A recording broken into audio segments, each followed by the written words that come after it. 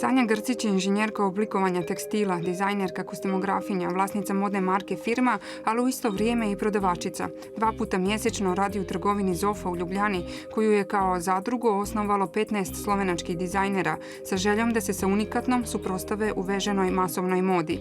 Na doktorskim studijama kao temu proučava slovenačku modnu industriju u globalnom sistemu mode. Trenutno je na študentskom raspustu.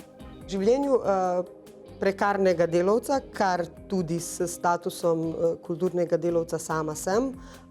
Počitnice pomenijo, da bom preživela naslednje 3 mesece samo v 2 službah, drugače jih potrebujem 5.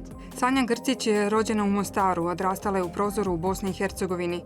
Život u Ljubljani, gdje je skoro 3 decenije, u kreativnom smislu ju je potpuno odredio. Jaz sem prišla v Slovenijo, ko je bila še Jugoslavija. Definitivno pa je, da sem slovenska oblikovalka, ker sem se vsega o oblikovanju naučila v Sloveniji. U dizajnerskom radu Sanja se bavi interpretacijom zaboravljenih predmeta iz većim dijelom slovenačke istorije i tradicije.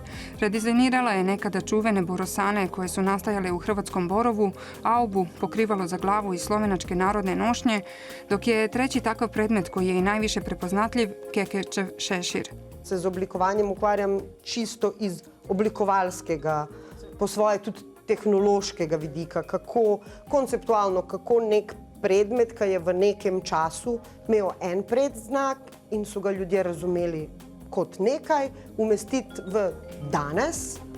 I to ne samo u Sloveniji, dodaje Sanja, već i tamo gdje takvi predmeti nemaju istorijski ili konceptualni predznak.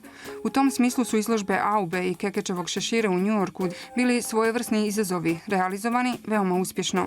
Moja življenjska filozofija je, da je vse možno. In tako kot je mala deklica iz Prozora, ki nobeden ne ve, kje to sploh je, pač v srednji šoli sanjala, da bo prišla v Ljubljano, pa da bo tle počela stvari, potem je malo večja deklica v Ljubljani sanjala, da bo v New Yorku in da bo tam počela stvari. Ono što je se dopalo u New Yorku je mogućnost da ako ideja naiđe na odobravanje, zainteresovanost apsolutno svaki korak dalje vodi naprijed. U Ljubljani, kako sama kaže, godinama se možeš vrtiti u istom začaranom krugu. Neke stvari napraviš i ne da se više dalje.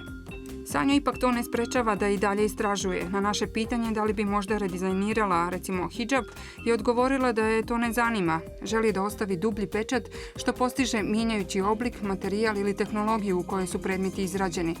Moda je isključivo kao provokacija ne zanima. Svojim radom se kritično odaziva na šire aktuelne društvene pojave današnjice.